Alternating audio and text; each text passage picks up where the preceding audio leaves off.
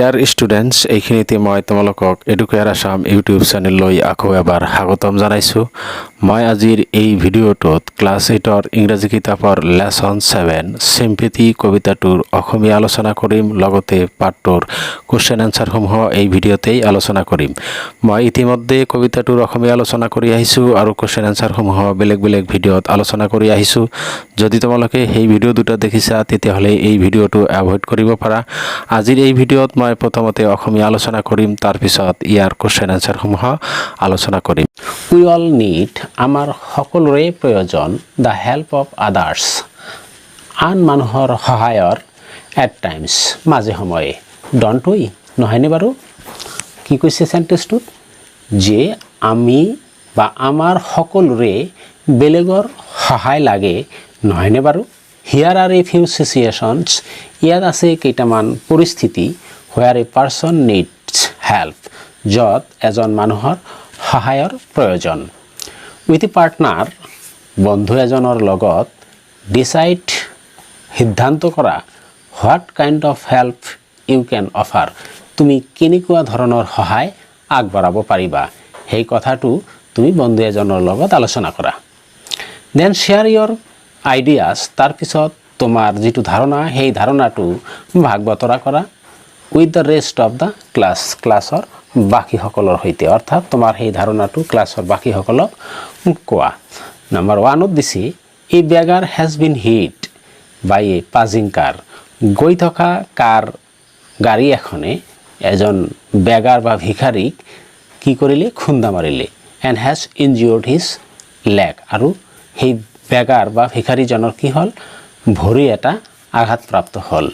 তেতিয়া যদি তুমি তাতে উপস্থিত থাকা, তুমি কি কৰিবা?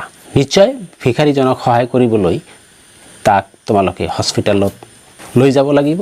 এইটোৱেই হ'ব তোমালোকৰ প্ৰকৃত কাম। 2 নম্বৰত আছে এন ইল্ডাৰলি লেডি ইজ ৱাইটিং, এজন বয়োজ্যেষ্ঠ মহিলা থিয় হৈ আছে, টু ক্ৰছ দ্য ষ্ট্ৰীট, ৰাস্তা পাৰ হ'বলৈ, but there is too much traffic, কিন্তু ইমান গাড়ী আছিল ৰাস্তা যে তাই ৰাস্তাটো পাৰ হ'ব পৰা নাছিল। তেনেকুৱা অৱস্থাত যদি তুমি তাতে থাকা তেতিয়াহ'লে তুমি কি কৰিবা? তুমি নিশ্চয় এজন মানুহ হিচাপে সেই বয়োজ্যেষ্ঠ মহিলাগৰাকীক কি কৰিবা? ৰাস্তা পাৰ হ'বলৈ সহায় কৰিব লাগিব। প্ৰয়োজনত তাইৰ হাতত ধৰি ৰাস্তাটো পাৰ কৰাই দিব লাগিব। 3 নম্বৰত you are buying some fruit, তুমি অলপ ফল মূল কিনি আছা।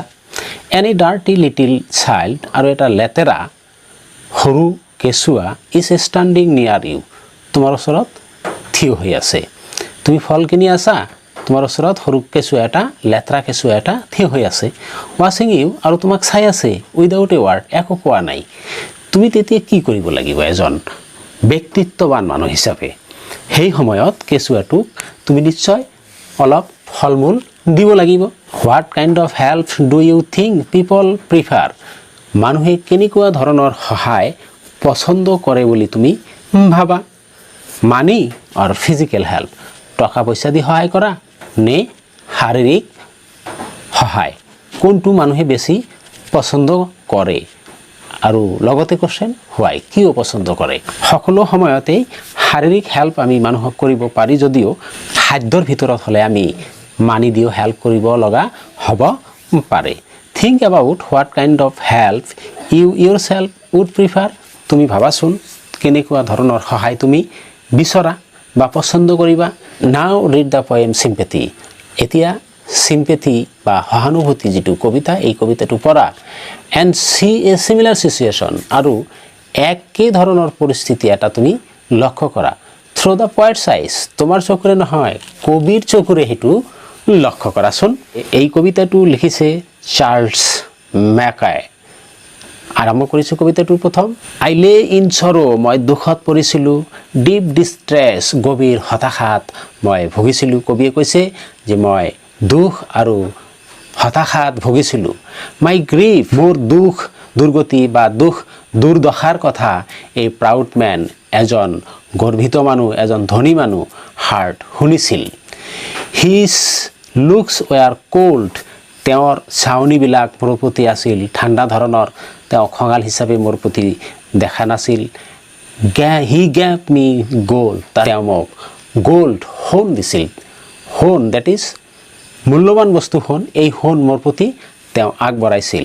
বাট নট এ কাইণ্ডলি ৱাৰ্ড, কিন্তু মৰম লগা কোনো ধৰণৰ কথা তেওঁ মোক কোৱা নাছিল। মোৰ দুখ দুৰ্গতিৰ সময়ত, মোৰ দুখৰ সময়ত মানুহজনে মোক সোণ আগবঢ়াইছিল, সম্পদ আগবঢ়াইছিল, কিন্তু মানুহজনে মোক সান্তনামূলক বা মৰম লগা কোনো কথা কোৱা নাছিল। মাই সৰো পাষ্ট, মোৰ দুখ পাৰ হৈ গ'ল। আই পেইড হিম বেক, মই তেওঁক ঘূৰাই দিছিলোঁ। The gold he gave to me, যি সোণটো মোক তেখেতে দিছিল সেই সোণ মই তেখেতক ঘূৰাই দিছিলোঁ। Then stood erect and spoke my thanks, আৰু তাৰপিছত ষ্টুড থিয় হৈছিলোঁ, ইৰেক্ট তেওঁৰ সন্মুখত চিধা হৈ, এণ্ড স্প'ক মাই থেংকছ আৰু তেখেতক মই ধন্যবাদ জনাইছিলোঁ। এণ্ড ব্লেছড হিজ চেৰিটি, আৰু তেওঁৰ এই কামক, এই চেৰিটি ভাল কামটোক ধন্যবাদ আশীৰ্বাদ জনাইছিলোঁ। তাৰপিছত কি হ'ল, কবিয়ে আৰু এবাৰ দুখত পৰিল।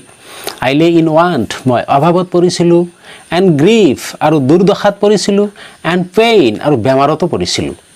এ পুৱৰ মেন পাষ্ট মাই ৱে, আৰু সেই সময়ত এজন দুখীয়া মানুহ মোৰ ওচৰত আহিছিল। He bound my head, he gave me bread. He bound my head, তেওঁ মোৰ মাথাত হাত বুলাইছিল। তেওঁ মোক, হি গেভ মি ব্ৰেড, তেওঁ মোক খোৱাৰ কাৰণে ৰুটি প্ৰদান কৰিছিল। হি ৱাছড মি নাইট এণ্ড ডে, তেওঁ দিন ৰাতিয়ে মোক সেৱা শুশ্ৰূষা আগবঢ়াইছিল, সেৱা শুশ্ৰূষা কৰিছিল। How shall I pay him back again for all he did to me, তেওঁ যিখিনি মোৰ প্ৰতি কৰিছিল, তেওঁ যেনেদৰে মোক সেৱা শুশ্ৰূষা আগবঢ়াইছিল, খোৱাৰ কাৰণে ব্ৰেড ৰুটি দিছিল, মই এইখিনি তেওঁক কেনেকৈ ঘূৰাই দিম? অহ, গোল্ড ইজ গ্ৰেট, সোণ গ্ৰেট, মূল্যৱান, but greater far is heavenly sympathy, কিন্তু এই চিম্পেথি বা সহানুভূতি এই সোণ বা সম্পদতকৈ বহুত বহুত মূল্যৱান, বহুত বহুত ডাঙৰ। মৰমৰ ছাত্ৰ ছাত্ৰীসকল, এই কবিতাটোৰ অসমীয়া আলোচনা আজি ইমানখিনিয়েই। আহিছোঁ কবিতাটোৰ কুৱেশ্যন এনচাৰ সমূহলৈ। 1 নম্বৰত দিয়া আছে ৰিড দ্য পয়েম, কবিতাটো পঢ়া, and choose the correct options, আৰু শুদ্ধ বিকল্পটো পচন্দ কৰা, টু কমপ্লিট দ্য চেণ্টেঞ্চেছ, বাক্যবিলাক সম্পূৰ্ণ কৰিবলৈ। এই নম্বৰত দিয়া আছে the poet was in deep sorrow, কবি গভীৰ দুখত আছিল। এ প্ৰাউড মেন কেম, এজন ধনী মানুহ আহিছিল। এণ্ড হেল্পড হিম, আৰু তেওঁক সহায় কৰিছিল। বাই, কিহৰ দ্বাৰা সহায় কৰিছিল? তলত 4টা অপশ্যন দিয়া আছে। অপশ্যন 4টাৰ পৰা আমি শুদ্ধ অপশ্যনটো বা বিকল্পটো বাছি উলিয়াব লাগে। ইয়াত যিকেইটা অপশ্যন দিয়া আছে তাৰ ভিতৰত আমাৰ উত্তৰটো হ'ব option 3, giving him gold. B নম্বৰত দিয়া আছে when the poet lay in want and grief, কবি যেতিয়া দুখ আৰু অভাৱত পৰিছিল। The one who helped him was, তেতিয়া যিজনে তেওঁক সহায় কৰিছিল তেওঁ আছিল এ ৰিচ মেন, এ পুৰ মেন, এ প্ৰাউড মেন, এ হলি মেন। যি 4টা অপশ্যন দিয়া আছে সেই অপশ্যন 4টাৰ ভিতৰত আমাৰ উত্তৰটো হ'ব option 2, a poor man.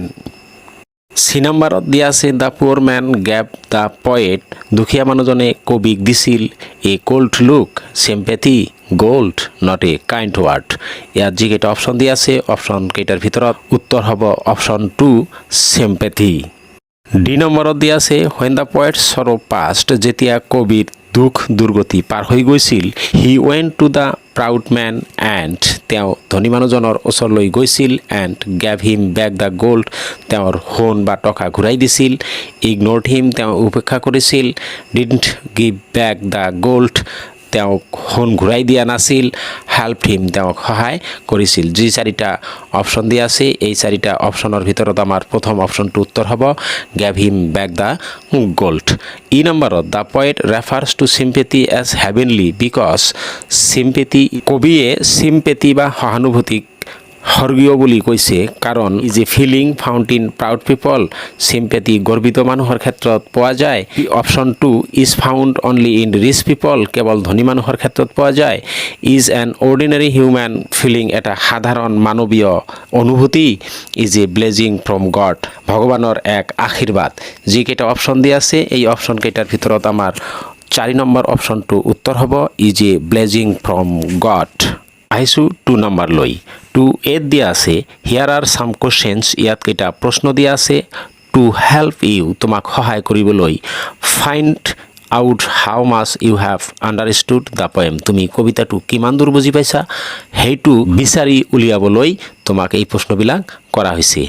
Number 1 দি আছে how did the proud person help the poet, গৰ্বিত মানুহজন কেনেদৰে কবিক সহায় কৰিছিল when the poet was unhappy, যেতিয়া কবি আনহেপি অসুখী আছিল। Answer the proud man help the poet, প্ৰাউডমেনজনে কবিক সহায় কৰিছিল গিভিং হিম গোল্ড, তেওঁক গোল্ড বা মানি দি পেলাই when the poet was unhappy, যেতিয়া কবি অসুখী বা আনহেপি আছিল। নাম্বাৰ 2 দিয়া আছে what did the poor man do when he found the poet lying in pain and sadness, দুখীয়া মানুহজনে কবিক কি কৰিছিল যেতিয়া কবিয়ে দুখত পৰি আছিল।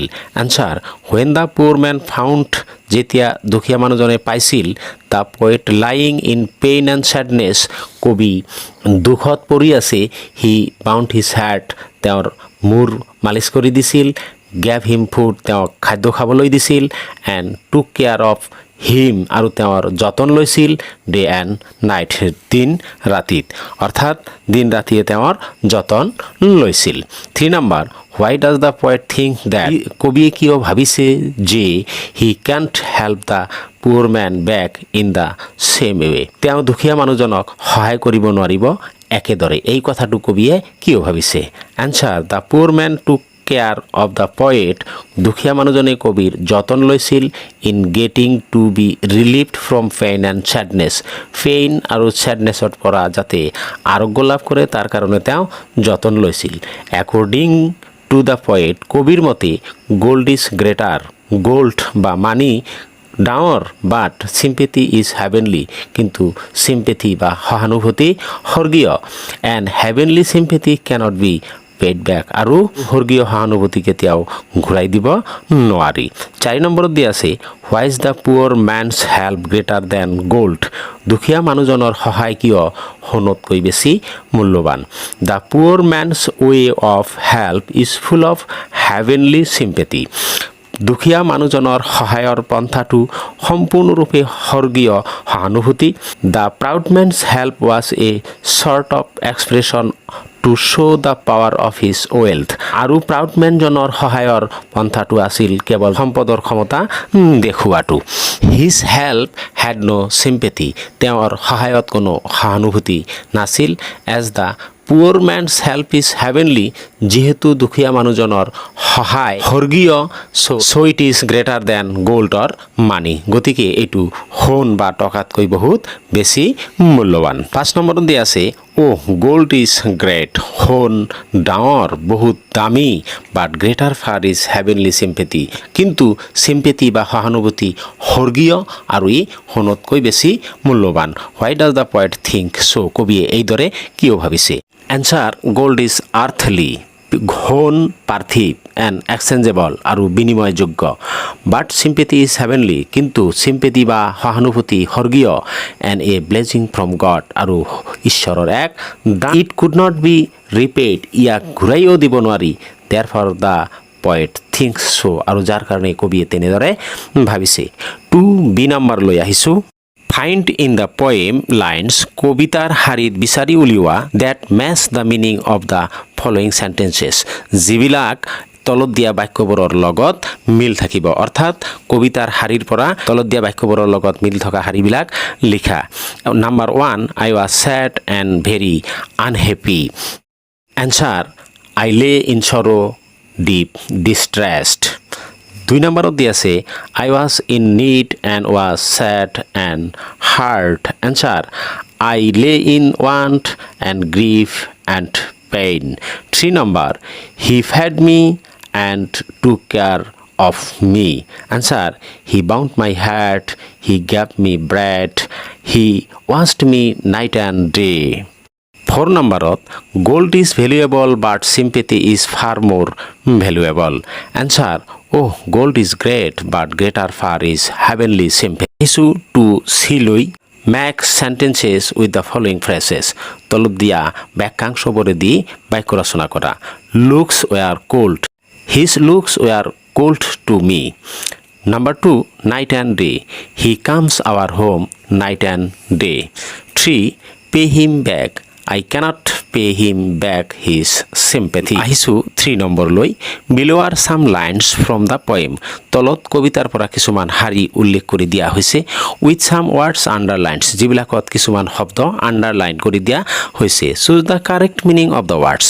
শব্দটোৰ শুদ্ধ মিনিং বিচাৰি উলিওৱা from the options given in brackets. ব্ৰেকেটত দিয়া বিকল্পবিলাকৰ পৰা শুদ্ধ অপশনটো বা বিকল্পটো বাছি উলিওৱা এই নম্বৰত দিয়া আছে আই লে ইন সৰো ডিপ ডিস্ট্ৰেসড ইয়াৰ উত্তৰত দিয়া আছে tired unhappy and angry tired মানে ক্লান্ত আনহ্যাপি মানে অসুখী এংগ্ৰি মানে খঙাল ইয়াৰ উত্তৰ হ'ব আনহ্যাপি বি নম্বৰত দিয়া আছে হি গেভ মি গোল্ড গোল্ডৰ তলত আষ্টনা আছে আৰু ইয়াৰ তিনিটা মিনিং দিয়া আছে money jewellery sheets answer money C number and blessed his charity option তিনিটা money kind help pride answer kind help D number a poor man passed my way answer দিয়া আছে to move past stopped me answer to move past E number is heavenly sympathy answer তিনিটার option দিয়া আছে selfishness godly goodness আৰু pride ইয়াৰ পৰা আমাৰ উত্তৰ হ'ব godly goodness F number greater far is heavenly sympathy answer দিয়া feeling of being sorry at another sadness আনৰ দুখত দুখী হোৱা দ্য ফিলিং অফ পেইন দুখৰ অনুভূতি এ সুপাৰিয়ৰ ফিলিং এক উচ্চ পৰ্যায়ৰ অনুভূতি ইয়াৰ পৰা আমাৰ উত্তৰটো হ'ব দ্য ফিলিং অফ বিং সৰি এট এনাদাৰ্ছ স্যাডনেছ আনৰ দুখত দুখী হোৱা আহিছো 4 নম্বৰ লৈ 4 নম্বৰত দিয়া আছে লেটস হ্যাভ ফান উইথ ওয়াৰ্ডস আহা আমি ওয়াৰ্ডৰ লগত অলপ ধেমালি কৰোঁ বা খেল খেলোঁ দ্য জাম্বেল ওয়াৰ্ডস বিলো have been taken from the poem jumble word অৰ্থাৎ উল্টা ফাল্টা কৈ দিয়া ওয়াৰ্ডবিলাক কিছুমান কবিতাৰ পৰা লোৱা হৈছে স্পেল দ্য ওয়াৰ্ডস কাৰেক্টলি শব্দবিলাক শুদ্ধভাৱে উচ্চাৰণ কৰা list their antonyms if any alongside সিহঁতৰ এন্টোনাইম বা বিপৰীত শব্দবিলাকো অন্তৰ্ভুক্ত কৰা mention whether the words are noun or adjective লগতে শব্দবিলাক নাউন হয় নে অ্যাডজেক্টিভ হয় হেতু উল্লেখ কৰিবা one has been done for you এটা তোমালোকৰ কাৰণে কৰি দিয়া হৈছে যেনেকুৱা জাম্বেল ওয়াৰ্ডছত লিখিছে WSOROR ইয়াৰ কাৰেক্ট ওয়াৰ্ডটো হল ইয়াৰ এন্টোনাইম হল জয় অৰ্থাৎ বিপৰীত শব্দ বুজোৱা শব্দটো হল জয় আৰু এই শব্দটো হল নাউন একেদৰে তলত দিছে YMSAPYTH ইয়াৰ কাৰেক্ট ওয়াৰ্ডটো হ'ব সিম্পেথি এন্টোনাইমটো হ'ব এফাথি আৰু এই ওয়াৰ্ডটো হ'ব নাউন তাৰ পিছত দি আছে DKIYNL ইয়াৰ কাৰেক্ট ওয়াৰ্ডটো হ'ব কাইন্ডলি ইয়াৰ এন্টোনাইম বা বিপৰীত শব্দ বুজোৱা শব্দটো হ'ব আনকাইন্ডলি আৰু এটো অ্যাডজেক্টিভ ওয়াৰ্ড তাৰ পিছত দি আছে IFEGR ইয়াৰ শুদ্ধ শব্দটো হ'ব গ্ৰিফ ইয়াৰ বিপৰীত শব্দটো হ'ব জয় আৰু এটো হল নাউন একেদৰে RDUPO ইয়াৰ শুদ্ধ শব্দটো হ'ব প্ৰাউড ইয়াৰ এন্টোনাইমটো হ'ব অ্যাশেমড আৰু এটো হল অ্যাডজেক্টিভ তাৰ পিছত দি আছে YCAHIRT ইয়াৰ শুদ্ধ শব্দটো হ'ব চেৰিটি ইয়াৰ বিপৰীত শব্দটো হ'ব মিননেছ আৰু এটো হল নাউন তাৰ পিছত দি আছে LCOD ইয়াৰ শুদ্ধ শব্দটো হ'ব কোল্ড ইয়াৰ বিপৰীত শব্দটো হ'ব হট আৰু এটো অ্যাডজেক্টিভ আহিছো 5 নম্বৰলৈকে 5 নম্বৰত দি আছে এজ ইউ নো তোমালোকে জানা the lines of a poem কবিতাৰ শাৰীবোৰ আৰ নট অলৱেজ ৰিটেন সদায় লিখা নহয় লাইক প্ৰোজ গদ্যৰ দৰে সদায় লিখা নহয় here are some of the main ideas of the lines of the poem ইয়াত কবিতাৰ মেইন বা আসল কিছুমান ধাৰণা দিয়া হৈছে বাট ইন এ জাম্বেলড অৰ্ডাৰ কিন্তু হেতু জাম্বেলড অৰ্ডাৰত দিয়া হৈছে উল্টা পাল্টা কৈ দিয়া হৈছে ৰিঅ্যাৰেঞ্জ ইচ সেট অফ ওয়াৰ্ডস শব্দৰ প্ৰতিটো সেট তোমালোকে নতুনকৈ সজোৱা to get a complete sentence এটা সম্পূৰ্ণ বাক্য পাবলৈ remember to start the sentence with a capital letter মনত ৰাখিবা বাক্যটো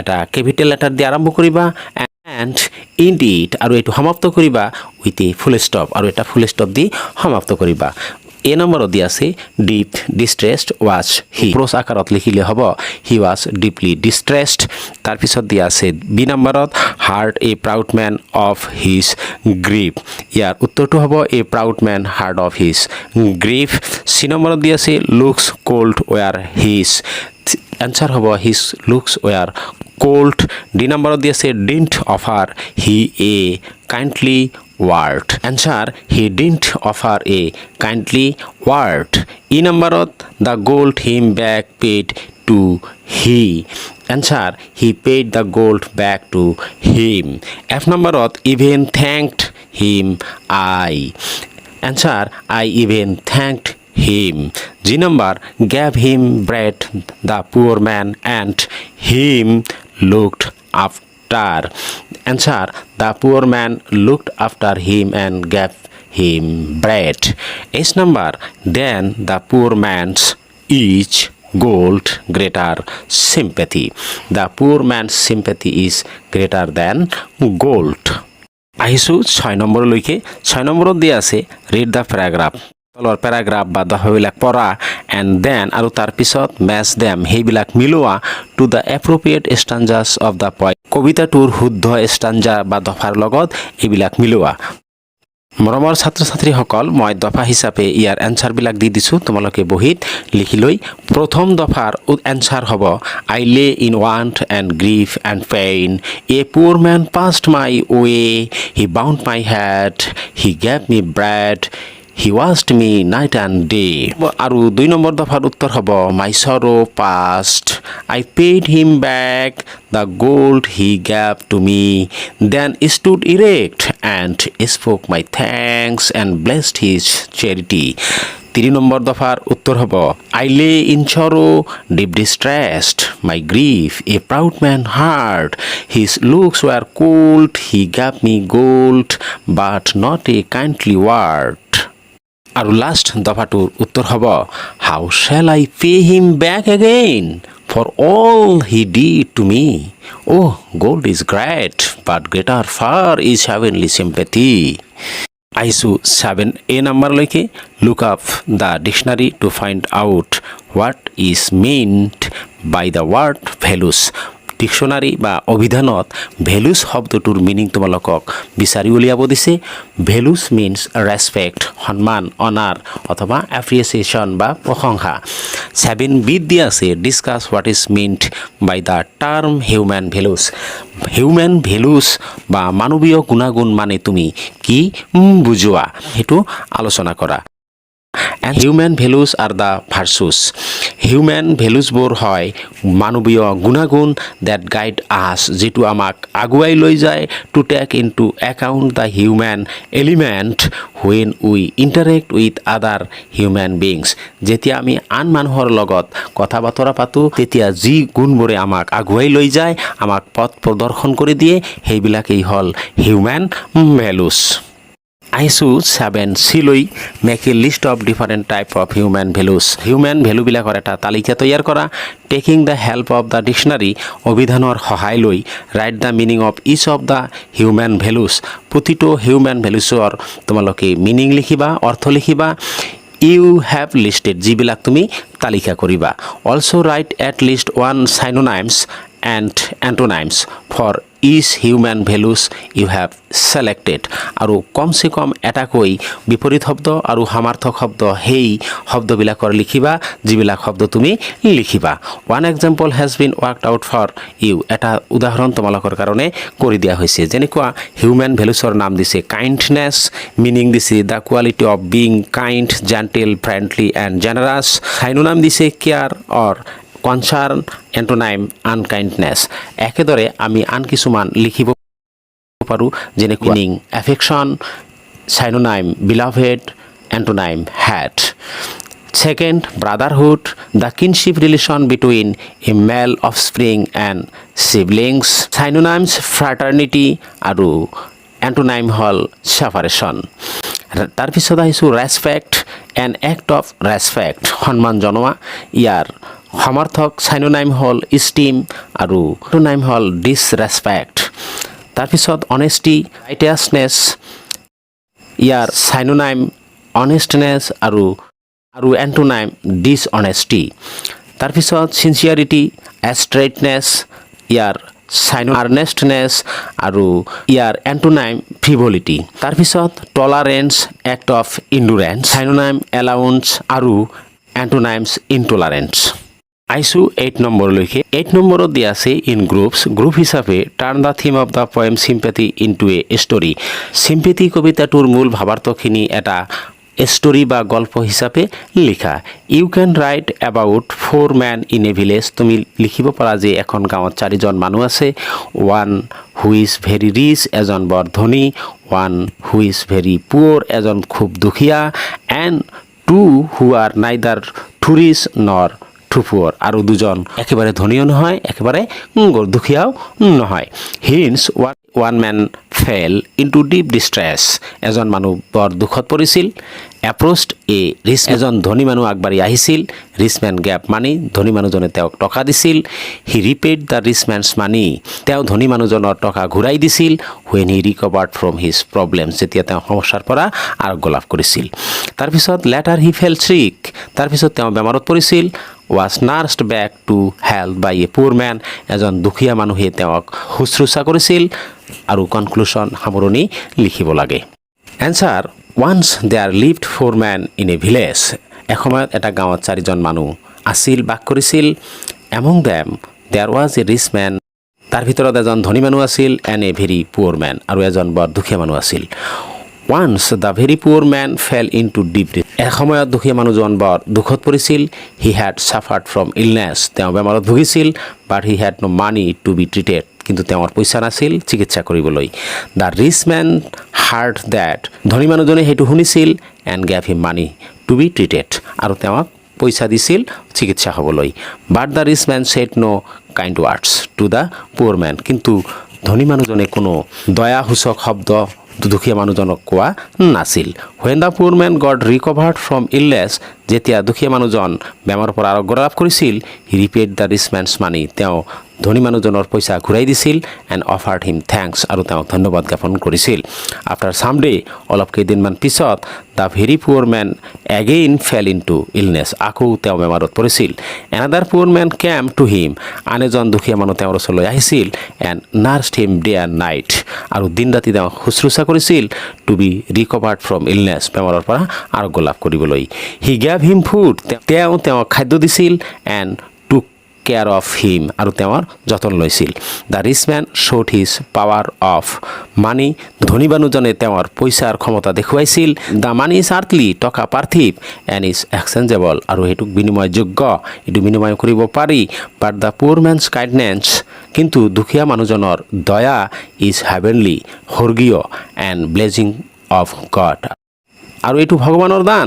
চ' ইট ইজ নট এক্সচেঞ্জেবল, আৰু এই কাৰণে এইটো বিনিময়যোগ্য নহয়। Therefore it can be said that, যাৰ ফলত এইটো ক'ব পাৰি যে sympathy is greater than, sympathy বা সহানুভূতি মানিতকৈ বা টকাতকৈ ডাঙৰ। মৰমৰ ছাত্ৰ ছাত্ৰীসকল, 9 নম্বৰত কুড উড ব্যৱহাৰ কৰি কেনেদৰে পলাইটনেছ আমি প্ৰকাশ কৰিব পাৰোঁ সেইটো বিষয়ে চেণ্টেন্স দি দিছে, তোমালোকে কিতাপৰ পৰা পঢ়ি ল'বা। ষ্টুডেণ্টছ, আজিৰ এই ভিডিঅ'ত চিম্পেথি কবিতাটোৰ অসমীয়া আলোচনা আৰু লগতে কুৱেশ্যন এনচাৰসমূহৰ আলোচনা আজি ইমানতেই অন্ত পৰিল। যদি তোমালোকৰ ভিডিঅ'টো ভাল লাগিছে, ভিডিঅ'টোত এটা লাইক কৰি দিবা, বন্ধু বান্ধৱীলৈ শ্বেয়াৰ কৰিবা। লগতে যদি তুমি চেনেলটো ছাবস্ক্ৰাইব কৰা নাই, তেতিয়াহ'লে ক্লাছ 8ৰ সকলোবিলাক পাঠৰ কুৱেশ্যন এনচাৰ আৰু অসমীয়া আলোচনাৰ কাৰণে চেনেলটো ছাবস্ক্ৰাইব কৰি নটিফিকেশ্যন বেল আইকনটো বজাই দিবা, যাতে পৰৱৰ্তী ভিডিঅ'বিলাক তোমাৰ ওচৰত পোনে পোনে গৈ পায়। ধন্যবাদ। জয় আই অসম।